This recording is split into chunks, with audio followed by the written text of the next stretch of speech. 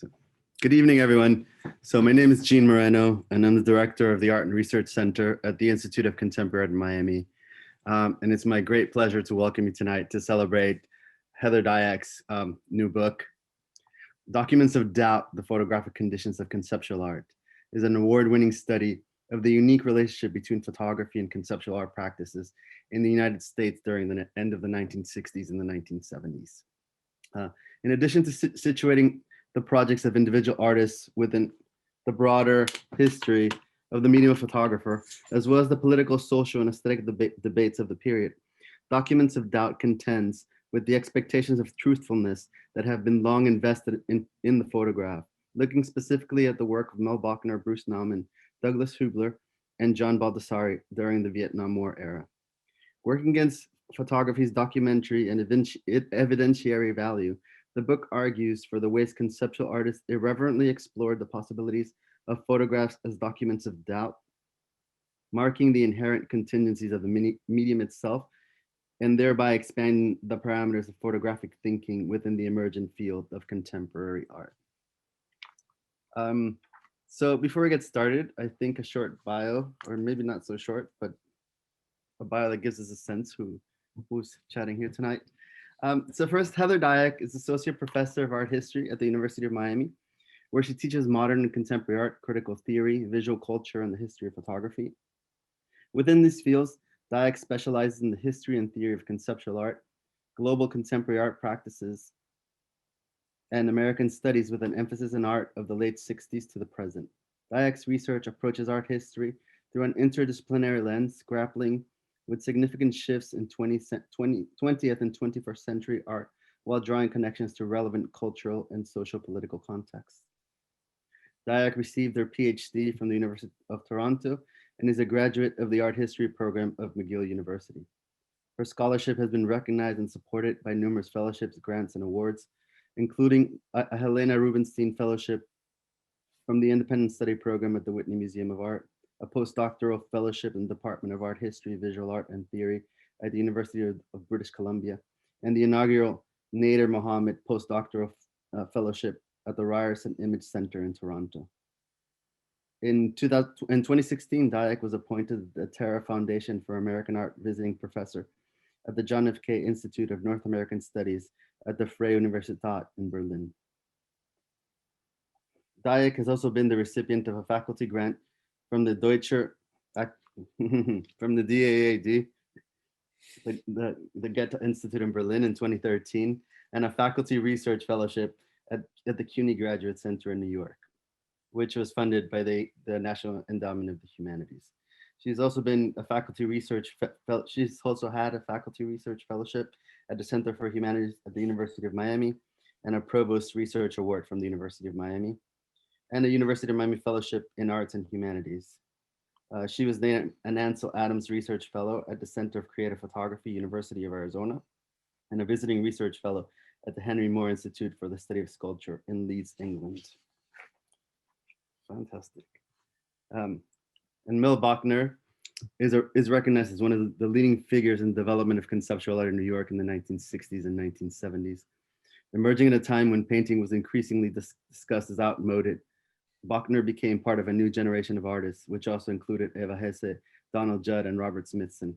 Artists who, like Bochner, were looking at ways of breaking with abstract expressionism in the traditional compositional devices.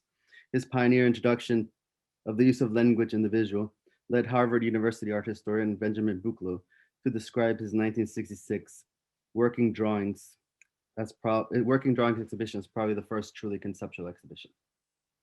That same year, Bochner began making photo works, including his important 36 photographs and 12 diagrams, which was exhibited at the Dawn Gallery in New York in 1967. In 1969, the artist created his now famous measurement room at the Galerie Heiner Friedrich in Munich, Germany. Bochner's conceptual and material experiments with photography in the late 1960s, a moment of radical change both in society at large as well as in art, broke new ground for the medium in ways that continue to influence contemporary art practice.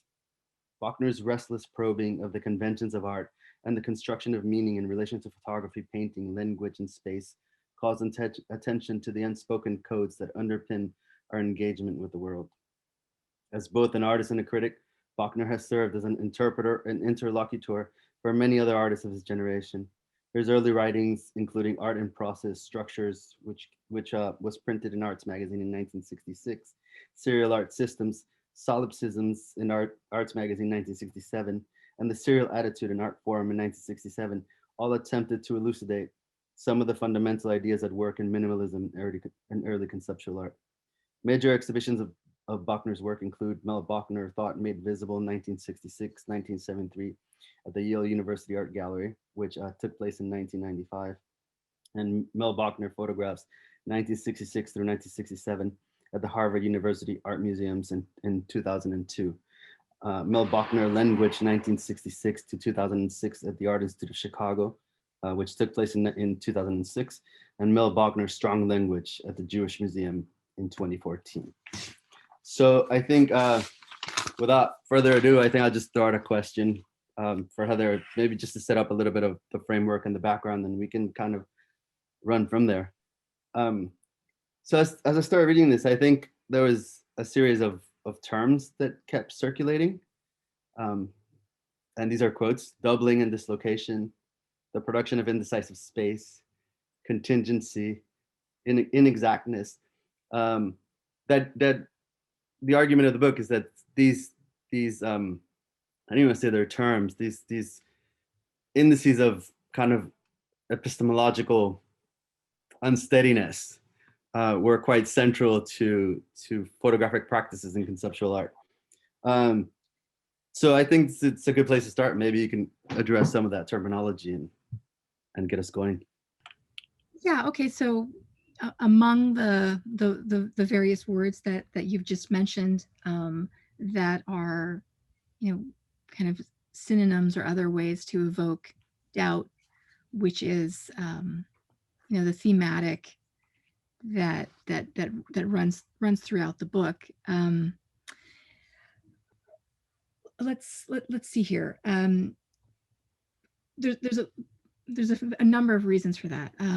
One is that I see photography foremost as something that is contingent and unstable.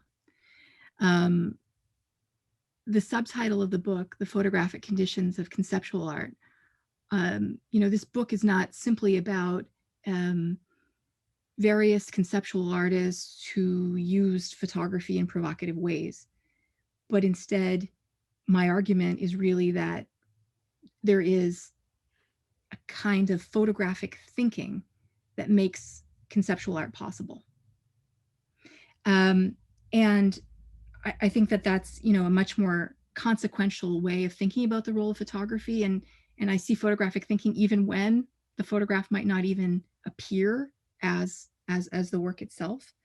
The artists that I talk about in this book, they fundamentally altered and shifted the ways that we think about photography. Mel Bochner being foremost among them, as well as, and when I say the way we think about photography, I'm talking about it as, its documentary status, its evidentiary claims, but also its role and possibilities in contemporary art, which make it still so prevalent as a mode of contemporary art in the present. So I'm tracing it back to this moment in the 60s. For me, it hinges on doubt, also in part because of the intense social and political anxieties of the Vietnam War era in which these practices emerge, but also specifically because of the ways that these artists, like Mel, interrogated the status of the photograph, actually questioning what is a photograph, and what is a photograph, and I would also say, what is conceptual art? And I know, Mel, you've had your own sort of discomfort or doubts about the very term conceptual art. Yeah, I never liked it. I thought it was too limiting, and it led to very simplistic formulation that ideas were art, and ideas are ideas, and art is something else. And for me, an artwork has to have some physical, visual embodiment. Otherwise, art as idea is a kind of empty tautology, experientially empty. And so there's a sense of a hollowing out when you speak of purely conceptual art.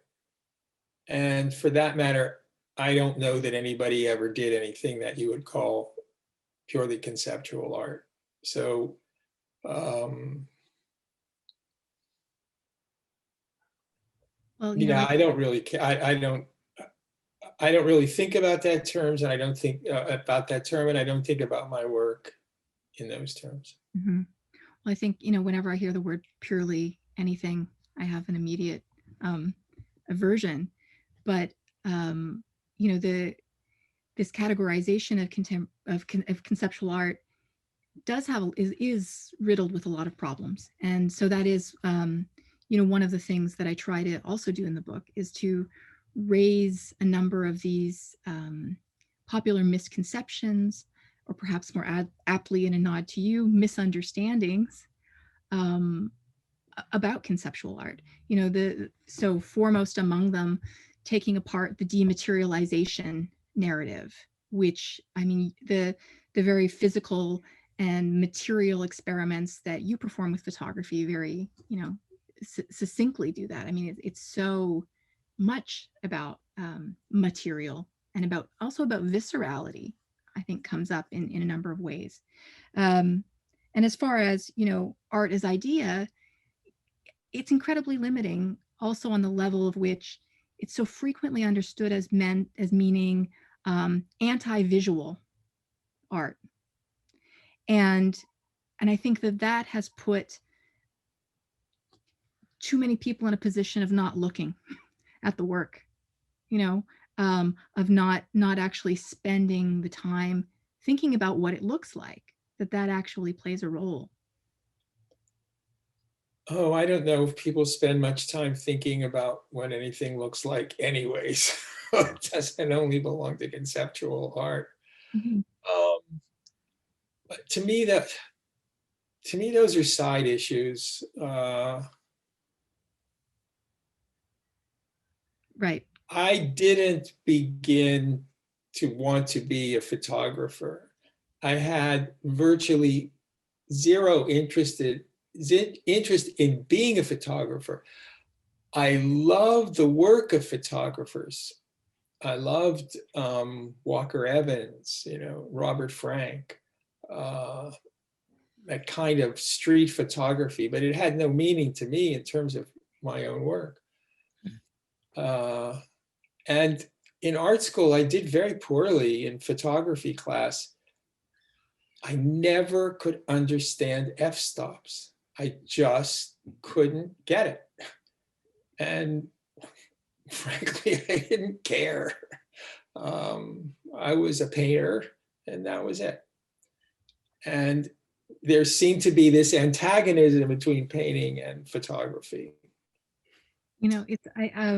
I'm just going to show some slides while you're talking, because, I think some people might be curious as to why I would dedicate, the first chapter of my book is really exclusively about your work. And I really see it as a starting point for the other issues that I delve into, and that it might strike some as surprising, given that you are foremost associated with language and with painting. And yet, there's this period of your work from 1966 to 1970, which is so photographically centered and fascinating. So, as you say, you've you were pulled into it. So how did you, why photo in those years? Well, I was working on, let me start another way. As a young artist, you're looking for something that you can call your own.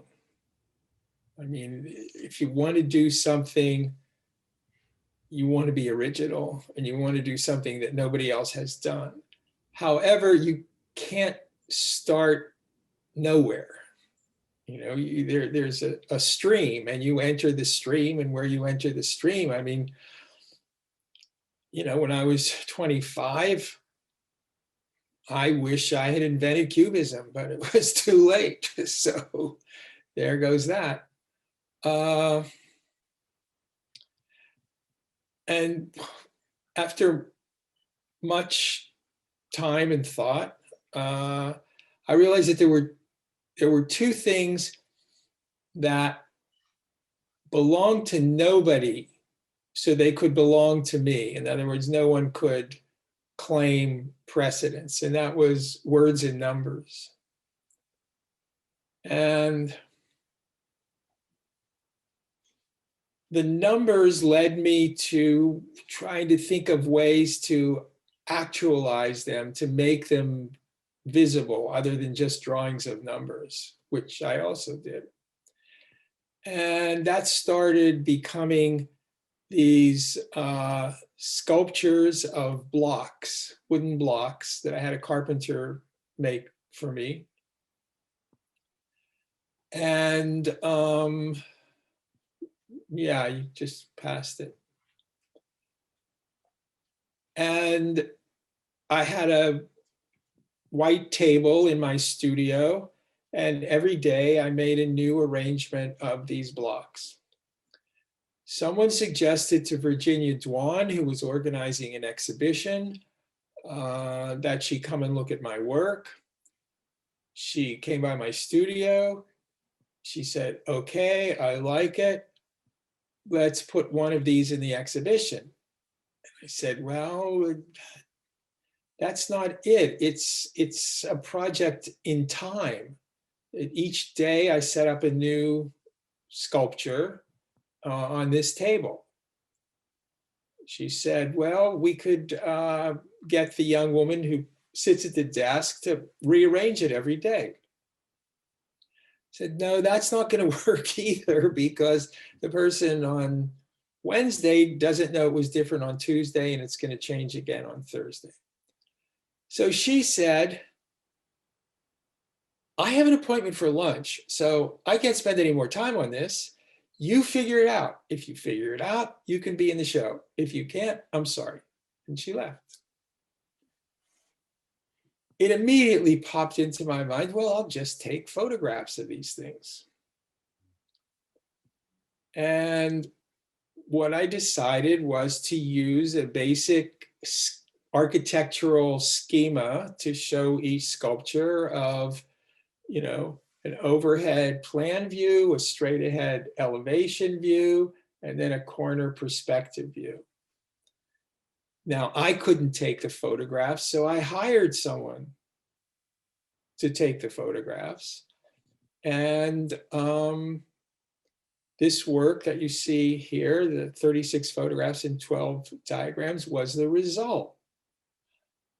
I picked the photographs up from the lab the day that the show opened. I came into the gallery and I pinned them up. I had not seen them before. I had not seen them before. Once I pinned them up and I stepped back, I realized that this was something really different. I mean, I had been trying to find a way to convey literalism and objectivity, which were the major goals of minimalism at that moment. And what I'd come up with was neither objective or literal, but was totally illusionistic, which was in effect, the enemy of all modernist theory. So it was like, what the hell did I do here? What is this thing? What is this thing? And I thought, well, I've got to pursue the photography angle and see where that leads to. And so that's how I backed into photography. Now, in later days, people would see these pieces, dealers would see these pieces and say, oh, it's very interesting, it's very interesting. But I want the vintage photograph. I want the vintage. Well, there is no vintage. I print them when they're necessary or in demand, or they're not printed at all. Okay, well, how's about the ones that are closest to the time that you look through the camera and push the button? I said, I've never looked through a camera and I've never pushed the button. That's not the idea. These are not photographs in the conventional value system of photography. That has been very difficult for people to understand. Very difficult. Even as you were, with these works looking for objectivity, and thinking firstly about sculpture before photography, what did you have? You mentioned a minute ago Evans, and I know that you owned a copy, or you own a copy of the penny picture. I no longer own it, and it was a great inspiration to me, this photograph. And I bought it from a dealer in New York in 1965. Robert Sholkoff had the first exhibition of Walker Evans photographs since his show at MoMA in 1938. It's hard to believe. And this was the only photograph that sold. It was $100, and he gave me 4 months to pay for it. That's fantastic. And I just think it's one of the greatest photographs ever. So you own this before you do, 36 Yes. photographs, even though you were not the one taking the photographs. Was there any connection, thinking through the grid, thinking through the organization of form? I guess. I mean, I didn't think about it consciously, like, oh, I'm going to arrange these photographs like Walker Evans' studio. Right. I might have thought of it more like the image you have on the right, Muybridge, because there was a wonderful little bookstore on Lexington Avenue called Weyhe, W-E-Y-H-E, Weyhe Books. And they had a gallery on the top floor, which showed mostly American painting of the 20s and 30s and even 40s. So, the kind of Arthur Dove and, quasi-abstraction. They had wonderful things. And one day they had a Muybridge show. And, they were $30. So I bought one. Mm-hmm. That's quite a deal. $30. But it wasn't a bad deal, no. Even but thinking about the perspective, right? I mean, I know you reference architecture in the 36 photographs, but it seems that there's also a kind of motion studies happening. Yeah, I did relate it somewhere. I wrote something about the relationship to Muybridge, which I called, I think I called it a continuous time field.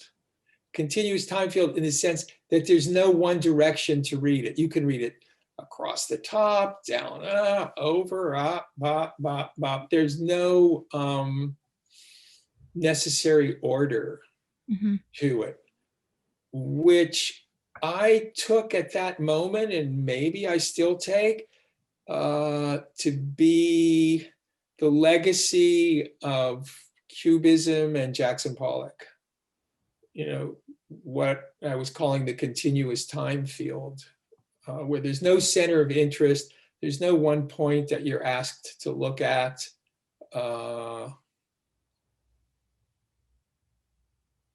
And, you know, those things relate to that Walker Evans photograph and to Muybridge, I would say. And also, I later found the French photographer Marais, who is extraordinarily interesting, who did the first time and motion photographs by dressing the models all in black, like in black tights, and drawing a white line down their arm and then down their side and down their legs, and having them walk in front of the camera. So you get this like, you know, like skeletons moving. And that was the inspiration for Marcel Duchamp's Nude Descending the Staircase. Right, right. No, I mean, those Marais photographs are fantastic for lots of reasons, and I love the way they bring in that performativity of the body. Yes. You know, one of the things that I think comes up in this work that we have on the screen, but again in other pieces of yours, is a tension between surface and depth perception, and also between surface and depth of meaning, right? So I am kind of bringing this also into your paintings with words. Does that resonate at all for you? I like thinking that there's some meaning to my work. Yeah. Right, but I don't mean it like that. What I mean is thinking about meaning as a subject, right? Not just does it mean something, but the kind of confounding of meaning, or you know, I know you've talked in other places about, for example, with language, the oversaturation of language in the world, right? And I wonder if there's a connection between that and an oversaturation of images. That's part of your investigation at this time into, like. Well, there's certainly an oversaturation of images. I hope I'm not partially responsible for that. See, I think one of the things about these early photo pieces is they don't look like anything else. I mean, they ask, you know, maybe these 36 photographs and 12 diagram pieces look minimal sculpture-ish, although you'd be hard put to say that any minimal sculptures looked like this. Sculptures looked like this. So I'm interested in setting up a space of defamiliarization where, you know, like the H2 on the right, what are you looking at? Now that's a completely flat photograph. And yet you can't not see it illusionistic. It's not small, it's 4 feet by 4 feet. And those white spaces are all cut out. It's silhouetted. The ground is subtracted from the image. So how do you relate to it? How do you think about it? And then there's the kind of fact that the blocks don't all line up. You know, they were all cut by hand. When you enlarge them like that, you start to see the wood grain. So that idea of estrangement, which, you know, is an idea, an early idea of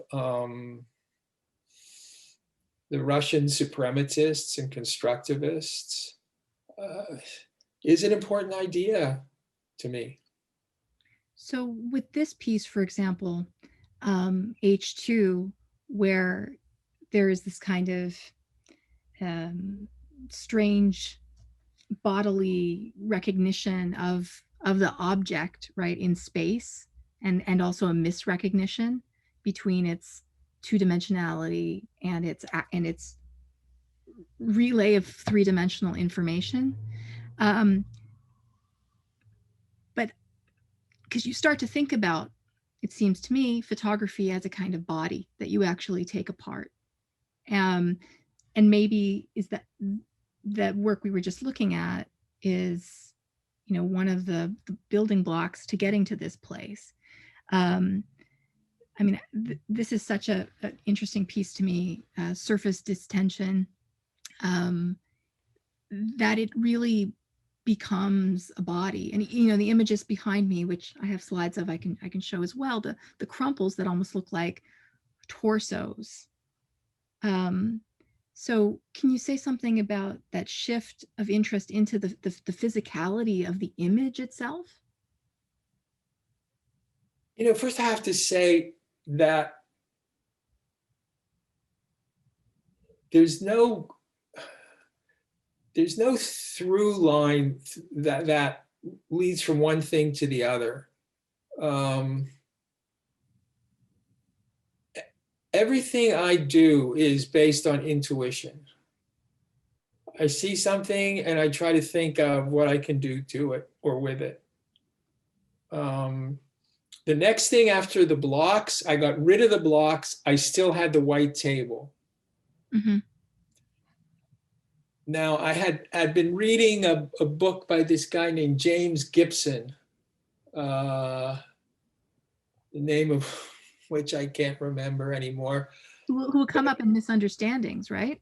Yeah, I quote him in Misunderstandings, about systems of vision, how vision is controlled by different systems, and one of the systems, of course, is perspective.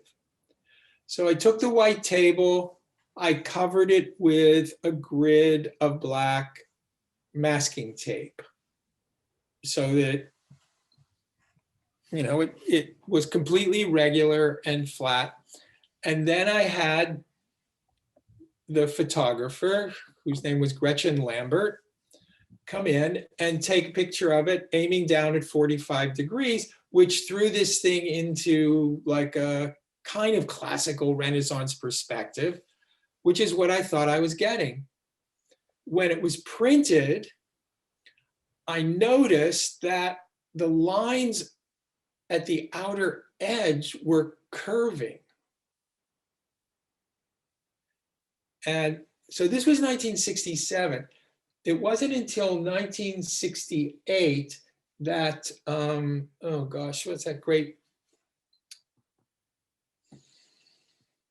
art historian, Panofsky. Panofsky's book on perspective came out, and he actually talks about the fact that the problem with Renaissance perspective is due to the eye, the curvature of space, you can never get a perfect perspective, which I happened upon absolutely accidentally. All right. So now I had this perspective photograph. What to do with it? Well, I realized that the photograph is an object in itself. It's a thing. It's a thing. It's a piece of paper with an image on it. that image is only 1 micron thick, which is the silver salts that are affected by the light. So I thought, maybe I can take this thing apart. So I soaked the photograph in warm water for, I don't know, 3 or 4 days, I can't remember, until the paper. Now, you couldn't do this now because there is no more photographic paper, it's all plastic. But in those days, it was paper. And the paper just disintegrated, and it left this absolutely, you can't say paper thin, it was thinner than paper, image, which I think it was Scott Rothkopf who referred to it as a flayed skin, because it contracted and crumpled up.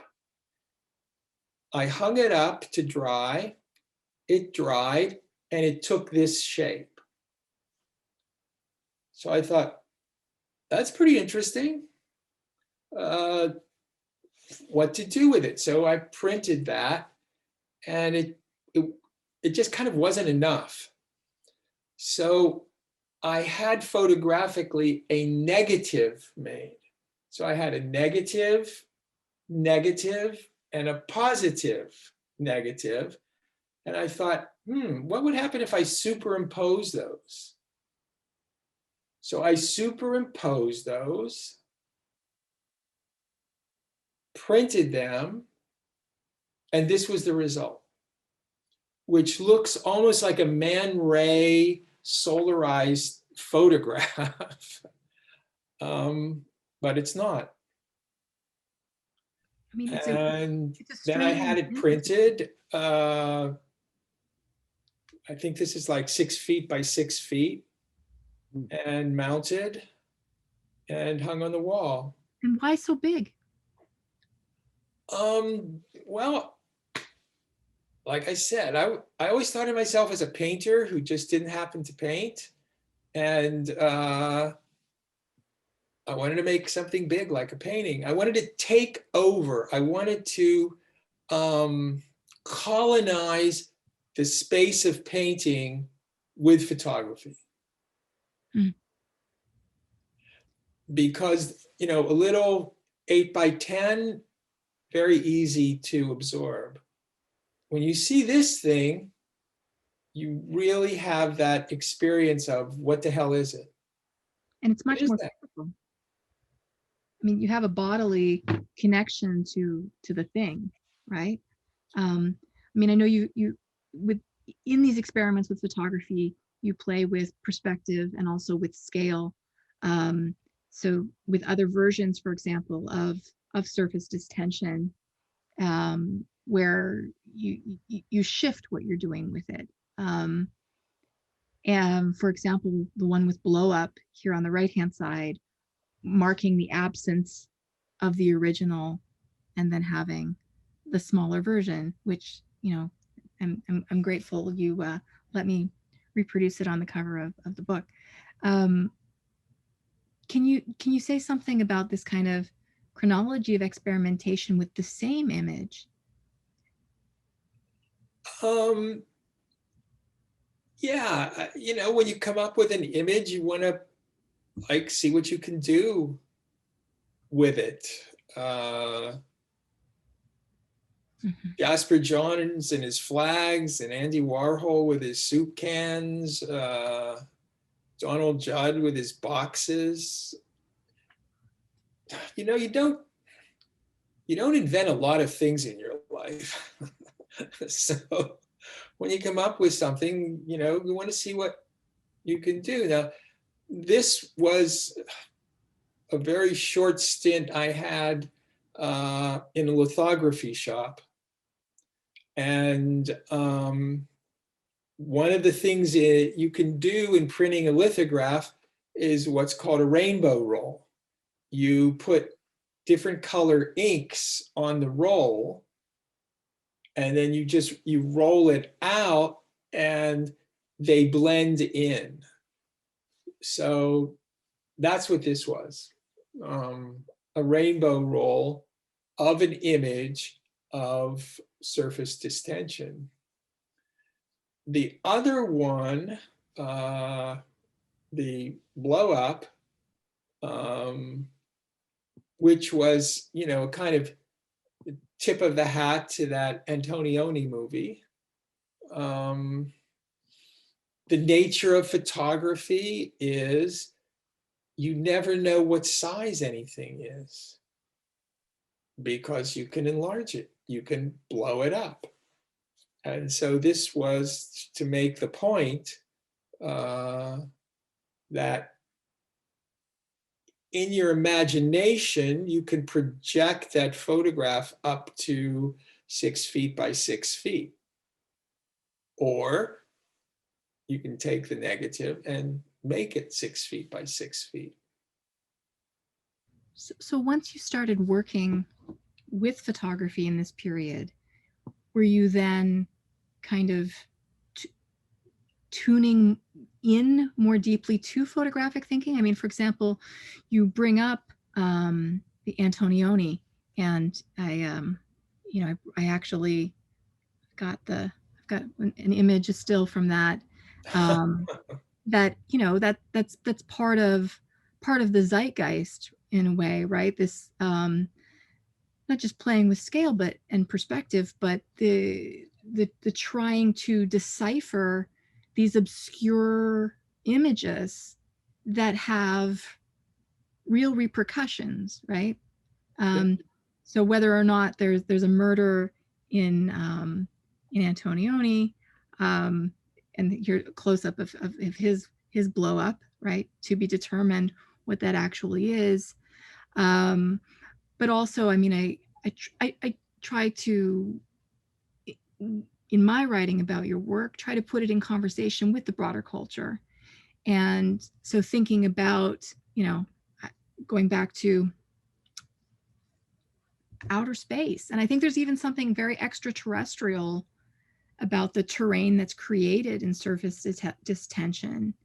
And then JFK, which I know you write about the Warren Report, not specifically about the assassination, but rather the framing, right? The framing of the so-called conclusions, the creation of the reasonable doubt. So were these things increasingly in your mind during this period, thinking about evidence and photography? Well, I like very much what you wrote about that. I like the cultural connections that you made. Was I necessarily conscious of all of them? Not necessarily, but that was the image world that I lived in. I couldn't help but be somehow influenced by it. I wasn't necessarily trying because, I made surface distension before they ever got to the moon.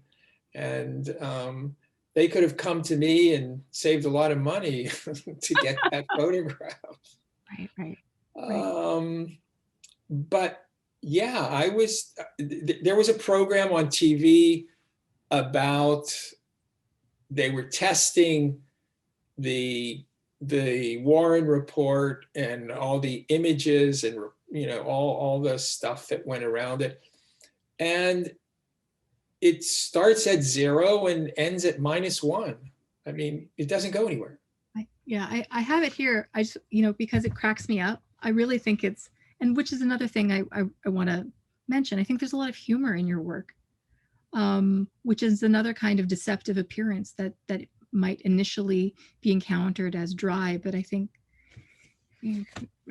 there's a lot of humor in it. So when you talk about these segments, number 1, did Oswald kill Kennedy?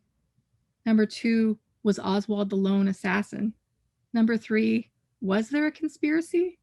And 4, should we trust the Warren Report? I mean, these are such leading questions that build the conclusion in. which really has parallels in the ways that people have often thought about photography. So for me, when you're taking this apart, it really connects. Yeah. Well, that's the whole beginning of conspiracy theory, isn't it? I mean, everything that we're living through today begins with the impossibility of understanding what happened with the assassination of Kennedy, and then that guy Jim Garrison coming in and, you know, implicating the mafia and the people who lived in New Orleans and Castro and et cetera, et cetera. That just set the groundwork for where we are today in the culture. Well, it seems like, another dimension that starts to come out in your work, not simply conspiracy, but also a kinds of forensic looking, a forensic framing. So of course, I'm thinking about your photographs from EAT, and the way that they stage kind of crime scenes, and then this, being the foray into measurements, which I'm moving because I a little bit quickly because I know time is moving, but that these photographs of you, right, the actual size images, which explore the medium, but also the ways in which photography has been instrumentalized in the service of forensics, categorical photography, criminality, evidence. So, well, one of the things that interests me is what does it mean when you have this information, and what value does it have after all? right. And do you really have the information, right? I mean, because that seems to be crucial here, the kind of slippage that even well, when what you have, if I may interrupt, what you have is a question of belief. Do you believe it? Right. And that's the essential aspect for me that I began to understand through these measurement pieces of what photography means. That seeing is not believing, which is what everyone thought, about photography. Now, we're much more sophisticated now because of digital photography, and we know how easy it is to doctor photographs, et cetera, et cetera. It wasn't that easy in those days to doctor photographs, but it still came down to, believe it or not. Mm-hmm. And I would say, don't believe it.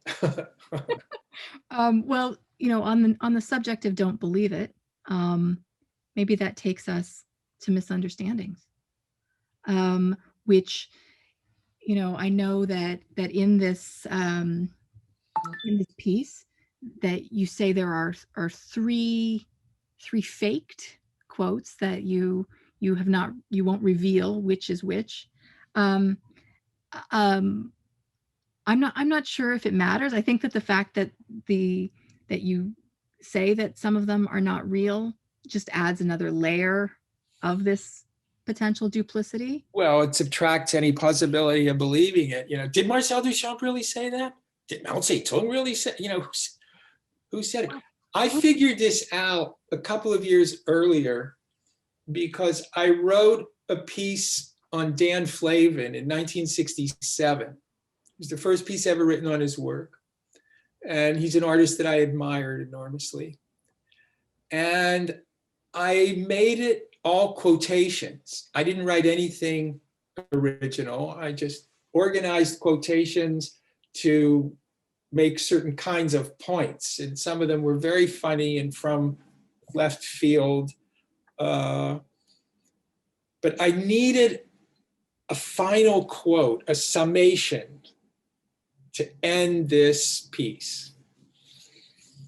And I came up with this statement: someday all art must come to light. Being a pun on comes to light, meaning Dan Flavin comes to light, will be discovered. So who to attribute this fake quote to. And it just seemed perfect for Matisse. So I ended the article, "Someday all art must come to life, Henri Matisse." It got published. I didn't think about it again. Time magazine, about a year later, did one of those pieces, summarizing art movements and summarizing the movement of light in art. Now, if you can imagine, they didn't even mention Flavin in the article. It was all those kind of light artists who like the lights go on and off, you know what I mean? But the article began with a quotation from Matisse.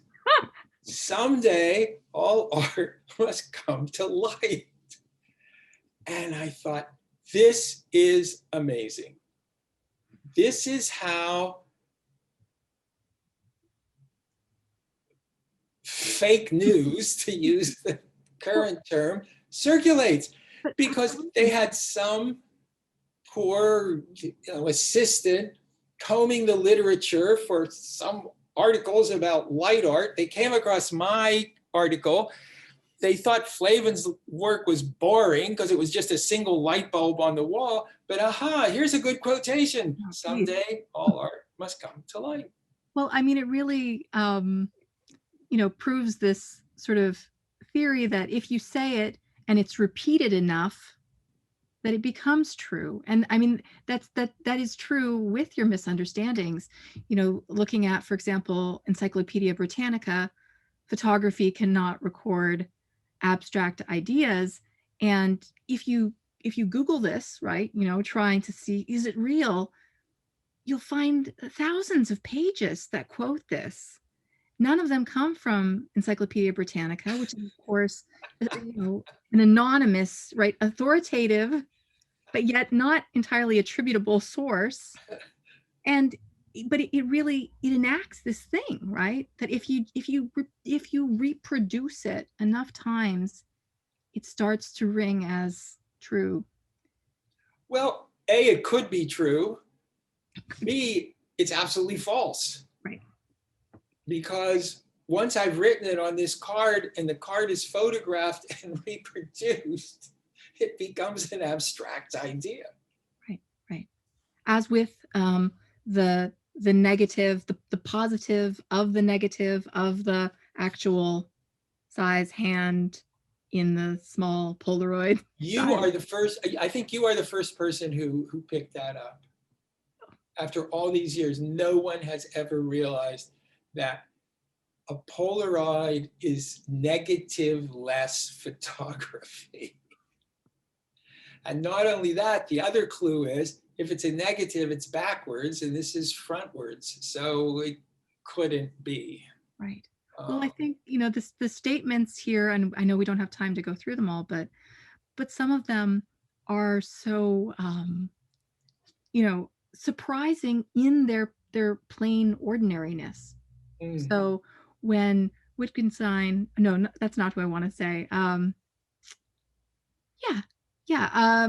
Wittgenstein, when the line about, although black and white men are plants, in reality would strike us as unspeakably strange and frightful.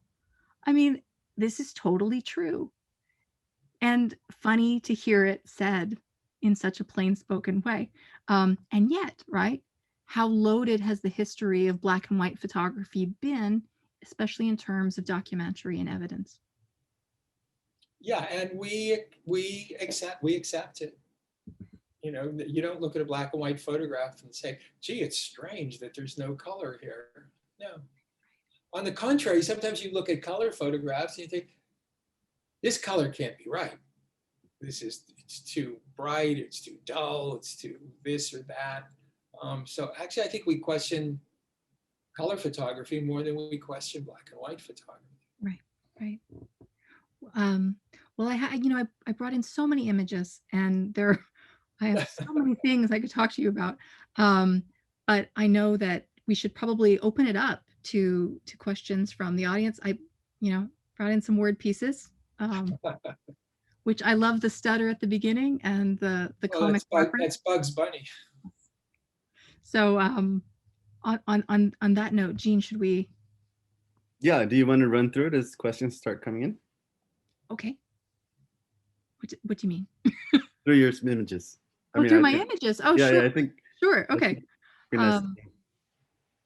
So, I was going to bring up at the beginning working drawings. And I know we don't have time for that, but,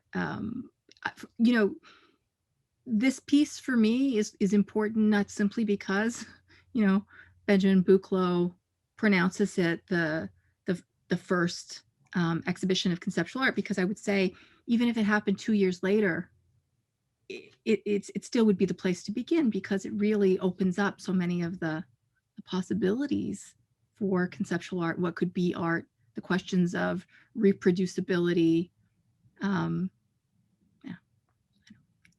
The only thing I would like to say is that the term conceptual art didn't even exist at that point. So it couldn't be that I was thinking about conceptual art. Right. I was thinking about the problematic of making this exhibition in terms of what I call necessity is the mother of invention. So I was supposedly making an exhibition of drawings. I was very interested in the concept of working drawings, drawings that artists make that aren't considered drawings, that lead to somewhere, somehow, or not.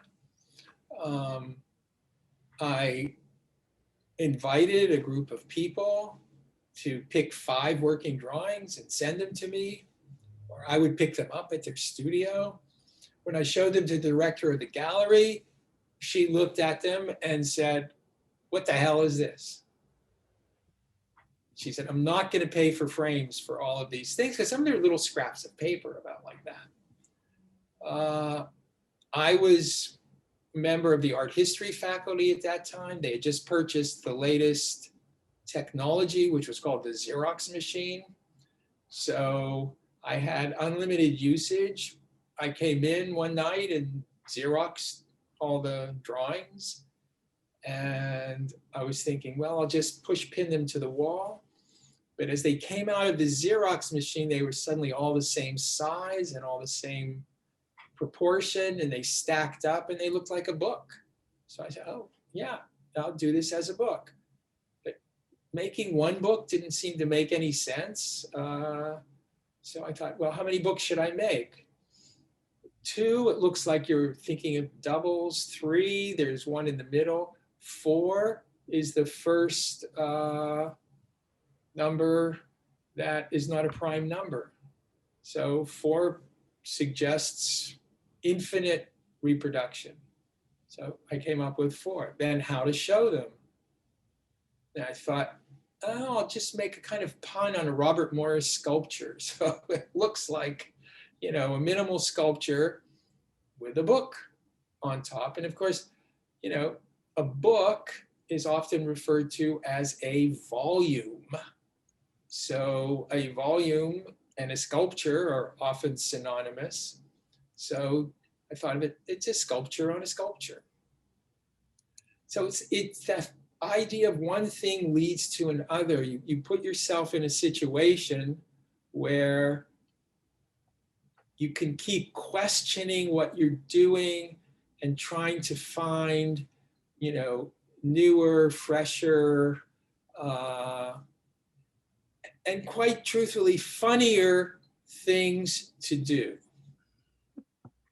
Because I agree with you. I think my work is very much about humor and irony. But I'm not fooling around. I'm not fooling around. Right.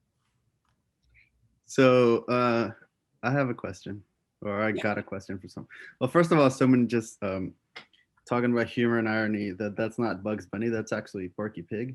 Oh, that's nice. The one who stutters, right? I thought it was Bugs. Okay. And then on the same vein, the same person asked, do you ever consider sound? For example, are the texts to be read out loud? I do consider sound in terms of what I call the concept of voice in my paintings, my thesaurus paintings particularly. Because when you see those paintings, when you look at those paintings, when you read them with a voice in your head. Mm. And when it's not your voice, whose voice is it? Is it the institution's voice? Is it the gallery's voice? Is it my voice? So there are many voices playing here, and each voice pronounces things differently. So in a sense, it's almost like a page of music to be interpreted, and to be interpreted either in your head with your voice out loud, or someone else, or so you'll never know what I sound like, and I'll never know what you sound like. So yes, the concept of voice is very important to me. So I have two questions from the same person, and were the blocks that were photographed in black and white, were they colored? And what in the books, in the volumes for the exhibition, was it one image per page, or were they double-sided? In the working drawings books, it was one image per page. Once I Xeroxed all of the works that I'd gotten from artists, I still only had about 80 pages, which was too thin. So I got some old copies of Scientific American and Xeroxed those, put those in, diagrams, notes, things like that. I also solicited something from John Cage, and I pilfered something from Karl-Heinz Stockhausen. I got some architects, a choreographer. Didn't matter to me. I considered them all intellectual workers. And, you know, if you can look through that book and tell me which are by artists and which are by composers or which are by dancers, I'd be very impressed, because I can't tell. They all look alike. Well, on that note, I love the openness of working, right? The kind of inconclusiveness of working drawings, like unfinished. Well, and the whole title, which I think is, you know, in a way, the exhibition, working drawings and other visible things on paper, not necessarily meant to be viewed as art. I mean, I'm sure you could not have anticipated the kind of afterlife that this exhibition would have in the historicization of this time period in art. You know, even just these photographs that are iconic, right? They've been reproduced so many times. Well, it's pretty funny, because the director of the gallery, wanting to do some public outreach, called Xerox Corporation and said, we have an exhibition in the gallery using Xerox.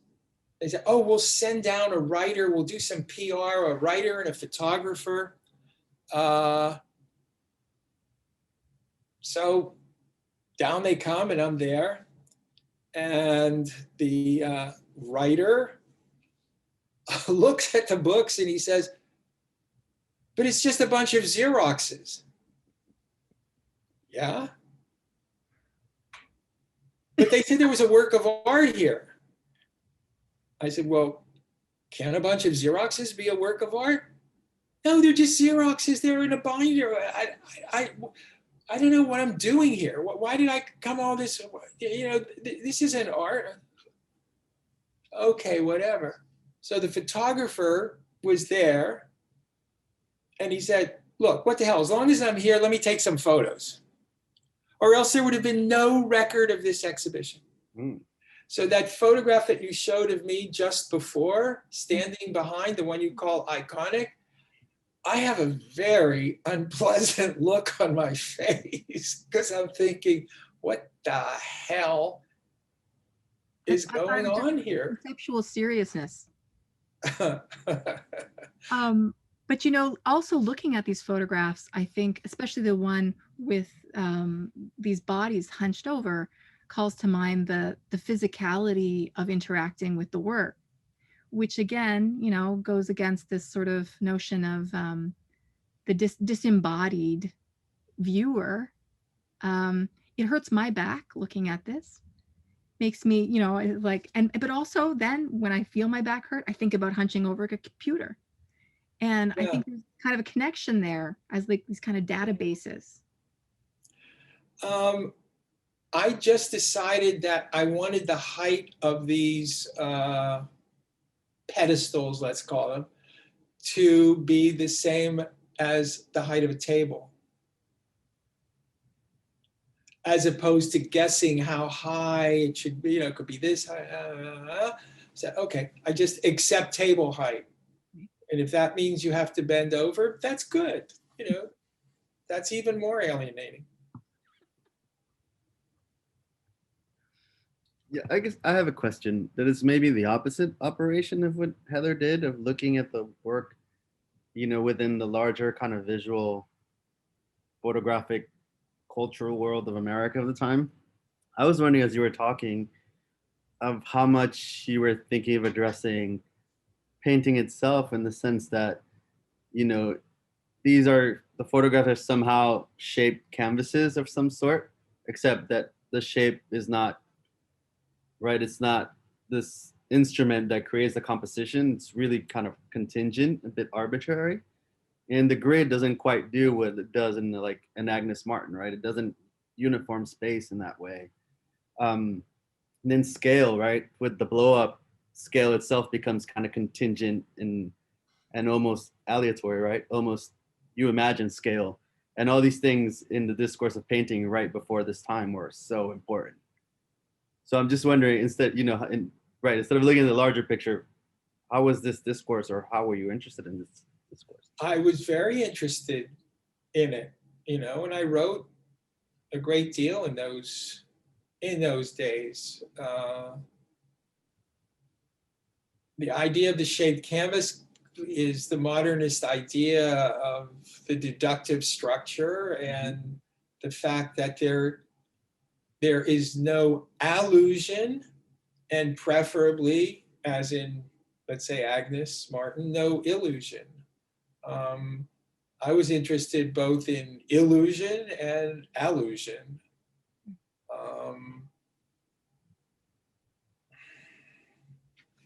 Yeah, it's perspective that doesn't go anywhere. Mm-hmm. There was a really interesting article in the Times yesterday. There's a new field of mathematics called, of all things, crumple theory, where they're studying what happens to a sheet of paper, or they use mylar somehow. When you crumple it, you then flatten it, you recrumple it, you flatten it, and they call crumpling a catastrophe, the catastrophe of a surface. And they're trying in a way, that has to be somehow related to fractal geometry, to Mandelbrot, How many times can you crumple a thing before it's no longer crumpleable? And is there a point where the disorder becomes an order? And I read that and I thought, I thought of that 60 years ago. And that's what you're looking at right here. And I call them crumples. Heather, I have a question for you.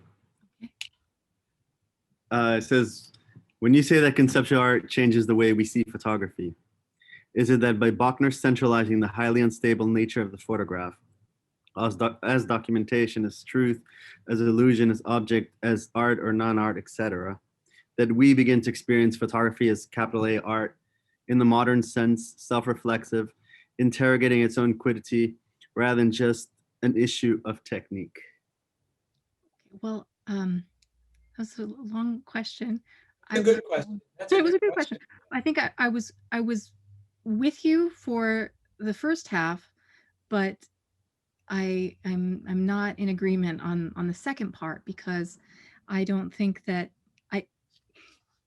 it doesn't, okay, for me, this doesn't become trapped in the art self-reference, conundrum. I mean, I find that really limiting, because, and one of the things that I want to raise is not simply, questioning of photography as a status of art, but questioning of the status of photography in life. And I think that by very virtue of problematizing perspective, material, reproducibility, seriality, real actual things beyond the scope of art come into play. So for me, this is not a modernist. I don't see this as a modernist project at all. Well, I once had a conversation with Clement Greenberg. He had, for some reason, come to the opening of one of my exhibitions. And it was the one called The Axiom of Indifference, with the pennies on the floor. Mhm. And he looked at it and he came over to me and he said, this is very interesting. This is very interesting. Thank you. He said, but where we differ is that I don't want to think when I look at a work of art. And I said, how do you stop yourself from thinking when you look at a work of art? And he smiled and he said, one of us is right and one of us is wrong, and only time will tell. I mean, I think that really spells it out, right? I mean, that it's laid bare right there. And even in the one of us is right, one of us is wrong, right? Digging into these positions of certainty. Yes. Which is the opposite of what I think is happening in this work.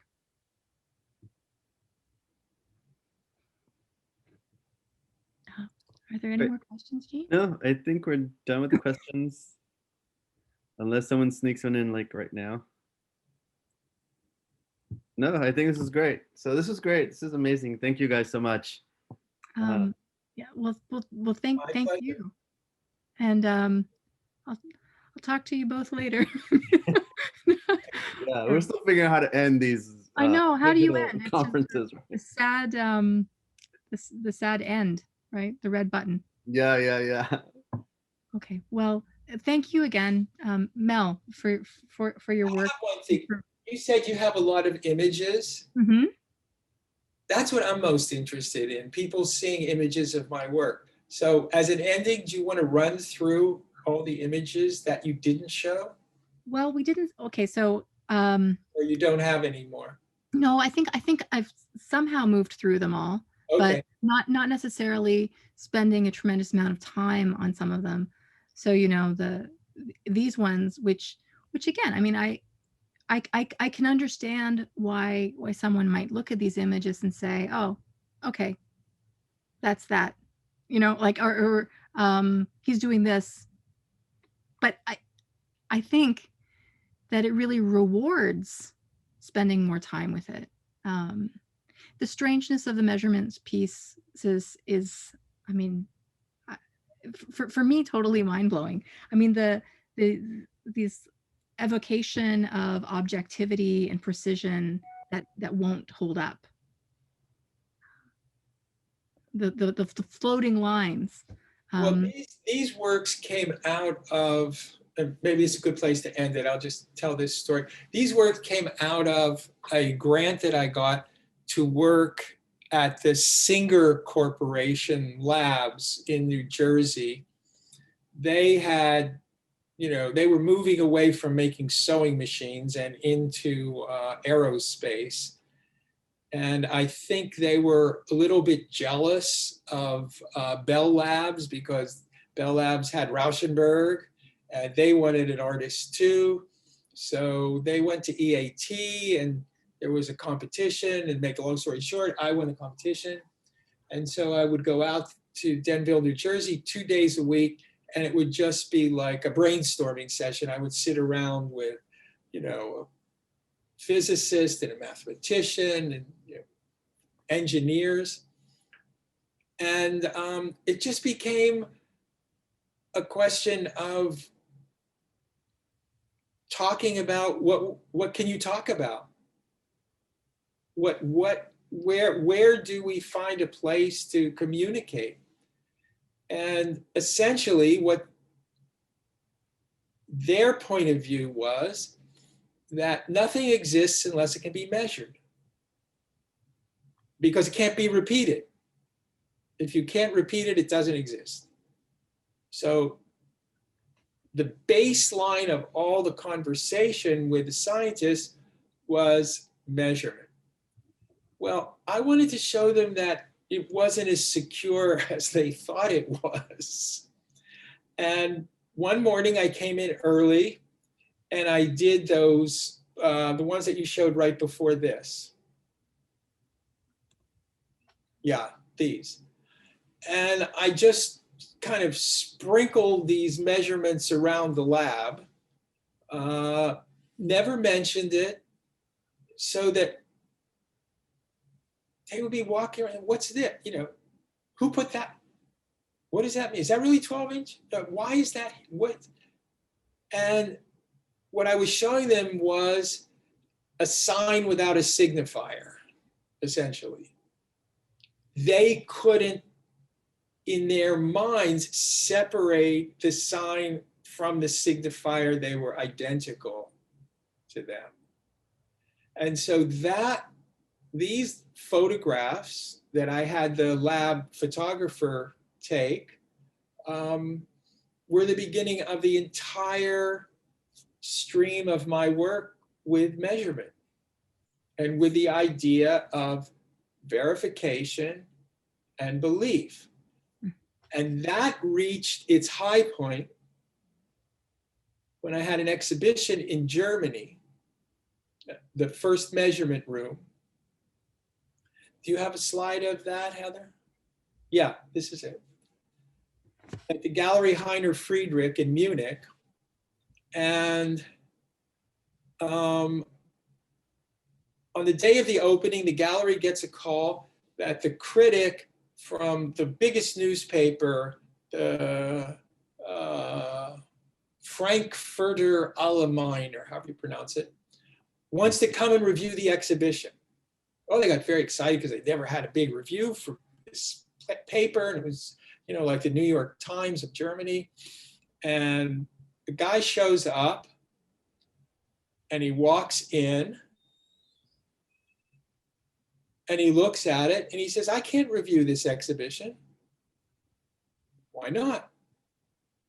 It's in feet and inches. And he pulls a tape measure out of his pocket. I only do meters and centimeters. He said, so how will I know if they're right? And he storms out. Oh, and the people in the gallery were so upset. Oh, he's so stupid. He's so dumb. He could, blah, blah, blah. I said, no, he's not stupid at all. He actually got it. Because it's a question of belief. It's a question of trust. Is that really 3 feet, 10 inches? You going to take my word for it? Or are you going to check it? So I think the measurements lead into some very complicated psychological as well as experiential areas. Mm-hmm. Also to thinking about the ways that things are framed. Yes, because the space is the frame. right, that often is taken for granted or seen as neutral.